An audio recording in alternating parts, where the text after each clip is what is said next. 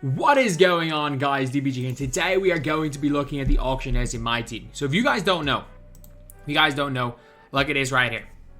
We are getting an option pack of 5, yes, 5 endgame cards, lads. So there's a lot of endgame content, there's a lot of endgame cards coming out.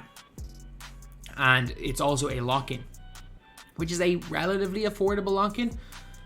Not gonna lie, it is a somewhat affordable lock-in. So anyway, if you guys are new to the channel, obviously subscribe. We're trying to hit 300k. Well, we're not gonna hit 300k. We're trying to hit 298k by NBA 2K23. Well, let's take a look. Take a look at the auction house. So, you know why I click auction outcomes. So if you guys can see right here, as far as premium goes, you guys see my team anniversary. There are 2 cards that are just dumb expensive. Shaquille O'Neal is going for a $250,000 MT right now. I bought him for 20k. I bought Kobe for 15k.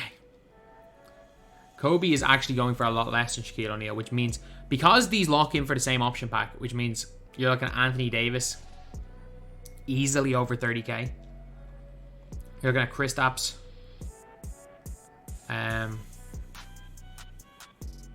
probably 20-ish. Luka Doncic, he's going to be cheap. Yeah, Luka's very cheap. And some of these are actually going down in price. Is J War 100?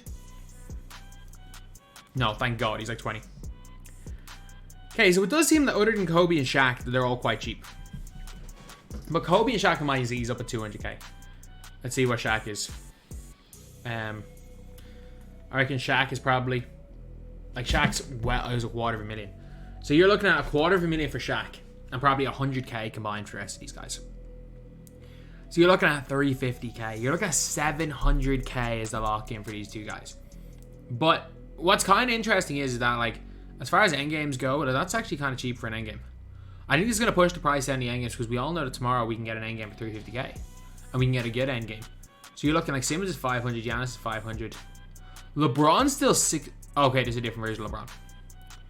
Like, it's interesting to see what prices these are. So, like, Magic's obviously going for nothing because Magic kind of sucks. Scotty Barnes is still cheap.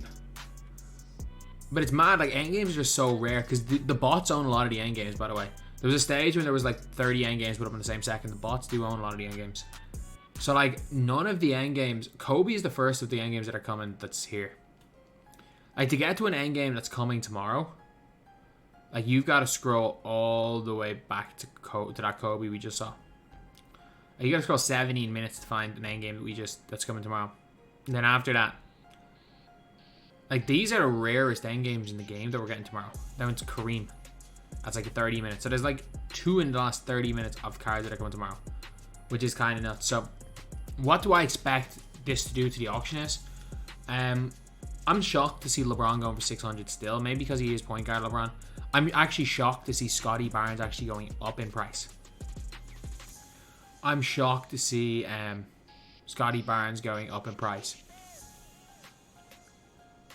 So, like, cards are now just getting silly.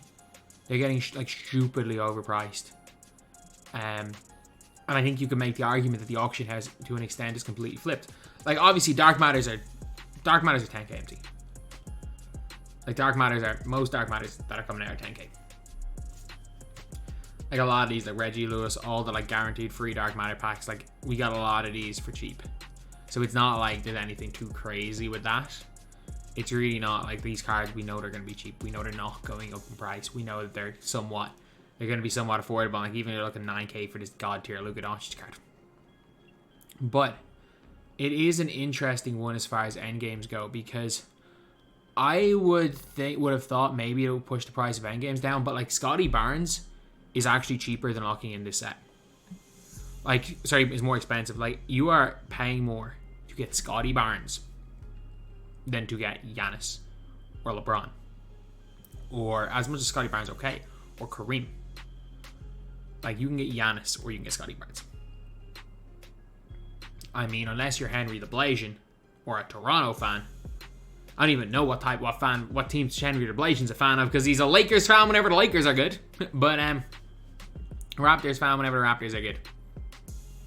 But yeah, I'm actually kind of happy. I would have rather seen Taco Porzingis or Kawhi or Yao. I'm cool with it. So you're seeing it's not actually affecting the price of endgames at all. I think maybe tomorrow it might be a little bit different, but you're seeing obviously LeBron ending at that Kristaps ending at 580. Like when Kareem's better than Kristaps and he's half the price, you can get Kareem and another endgame for the price of Kristaps right now. So with the way endgame prices are going, I don't actually think that's a bad idea locking in for these sets. If you have the MT, go for it. I'm going to be honest. If you've got the correct amount of coinage, spend some of that coinage on some cards. Like it's all... Like that's what it's really about. Like at this stage, it's not like they give us bombs either. So you're looking at like 560k for a Luka that's not even as good as the Luka we already have. You're looking at Scotty Barnes, who's more expensive. Like these cards, the cheapest endgames other than Magic Johnson. Magic Johnson doesn't suck. He sucks as far as endgames auctionable are worth. He's going. Like he sucks in comparison to endgame auctionable cards. He doesn't suck. But the fact that these cards, these lock-in rewards, are in fact the cheapest Dark Matters, or say the cheapest endgames, and we've gotten, like if we look at the best endgames, the best endgame is our Yao Taco, then probably Giannis Kareem. And we've probably got 2 of the 4 best endgame cards. 2 of the 4 best. And the best versions of Giannis and the best version of Kareem. I know point guard Giannis, but these versions are better. And the fact that like this Giannis, this Kareem already is going for 600-700k. Kobe's not that expensive. That LeBron is really expensive. That Jordan is stupidly expensive. Just don't get Jordan. But it is kind of crazy that the auctioneers has almost done a complete flip. Like, if anything, cards have gone up in price. The endgames are more expensive now than they were last week. I think it's just because of a lack of just the amount of cards. Like, obviously these swish packs are going for cheap, but like these cards aren't going for anything less. Like Kareem still is still not a buyout, and he came out on Friday. People are opening less of these packs. I think Luka and Kareem obviously added some hype, but Kristaps and Ben Simmons are none. Like freaking Gamma Kristaps is still the same expensive price that he originally was. You would think that Gamma Kristaps would have dropped in price, but no. Dude was 30 something K today he came out, and now he's up more expensive. So we're at now at the stage of my team where I would be like, oh, the auction houses cannot drop any lower. I actually don't think the auction house could have dropped any lower than last Friday. However, the issue is with the auction house now is that less people are playing the game, less people are interested in the game. Certain cards are becoming worth more, and people are now trying to buy their teams. There's no more hoarding MT. There's no more saving MT. The demand is still quite high for cards. If anyone wants a card, they're just going to go buy them, and the supply is getting less and less. The amount of people that own a Kristaps Porzingis and are just leaving him in their collection are like, I don't care anymore, rather than selling that card means the supply is getting less while the demand is staying high. So that is why we are seeing the auction house in the state that it's in right now, where cards are in fact going up in price steadily. Like, yeah, there's not anything like crazy low. Like some cards are dropping. Obviously, like out of position Jordan has dropped to 10k because he was in those free packs. Any of the like 15 players that were in those free packs dropped a lot that were in the locker code, and I would love to see them give us another locker code tomorrow. Like there's no reason not to. Like give us a damn free invincible option pack tomorrow locker code, with the invincible option pack being, I don't know, like Booker, or the cards you can't get anymore. It's like Booker and Embiid. Well, you can't get Booker. Sorry, no, the option pack, I don't know. Let's just be some scrubs. Give us like invincible Shaq, invincible T-Mac. No, T-Mac's good. Some of the old invincibles. Invincible Shaq, invincible Cade, invincible Mobley, original invincible Kobe, and invincible Derrick Rose. Or invincible Scottie Pippen. Something just stupid like that. Just give us stuff like that. That would be cool.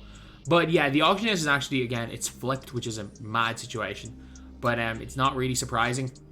And the more I look at it, the more I'm like, man, this is actually a steal. This is cheaper than the cheapest endgames, and you get some of the best endgames. So like, as far as lock-ins go, this might be the just best value lock-in we've ever had in my team. This is almost like an SBC type thing in FIFA, where it's like, you can get a card that would be like 3 million coins for like 1.5 million if you do it through an SBC. And these cards, let's be real, these cards were packed fodder for most people the weeks they came out. It's only now people are realizing, oh crap, we need Kobe and Shaq. So that's the video. Thank you guys for watching. Please like, comment, and subscribe.